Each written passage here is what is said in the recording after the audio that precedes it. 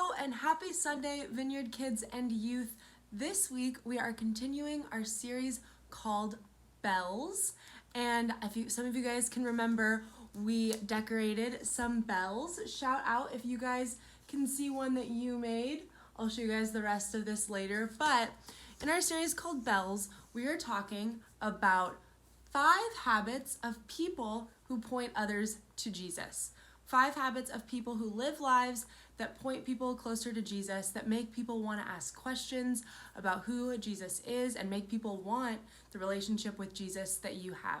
So it's a way of being missional. Missional is just a way of living that points people to Jesus. In order to do that, we are using the word bells because each letter of the word bells, all 5 letters, stand for a different word. And so the first week we talked about the letter B. Can any of you guys remember what we talked about?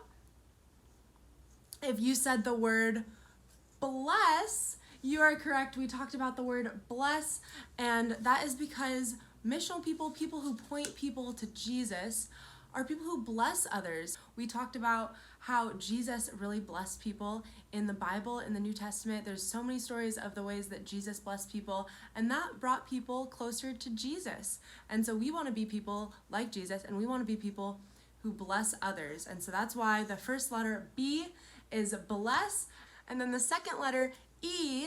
I don't know who remembers last week. If you do, shout out what the E stands for. Yes, the E stands for eat. And we talked about how Jesus used to eat with people. He used to spend long afternoons having lunch or dinner with his disciples or just with the people around him, and he ate with people, and that was a way that he pointed people to who he was and pointed people to what the Father was doing, and he talked about who he was and what he came to do on earth over meals. And so we really want to, as we're thinking about what it looks like to point people to Jesus, how we can use meal times to be a time where we reflect on who Jesus is for ourselves, and then also a time maybe where we talk to other people about who Jesus is. So that is E. And so this week we're going on to the third letter in bells, and if you're a really good speller, you might know what letter that is. That is an L. And so this week we're talking about the word listen, and specifically listening to the Holy Spirit. We want to be people who listen to the Holy Spirit. The Holy Spirit is God speaking to us and in us and moving through us. And so we're going to talk about 4 steps to getting in a quiet environment and listening to the Holy Spirit and hearing what the Holy Spirit has to say.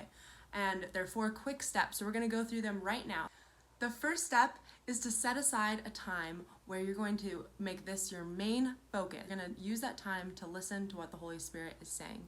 Second step is to get rid of all distractions, maybe having your games or your toys or a friend in the room or even a sibling might be a distraction. So you're going to get in an environment where there's no distractions.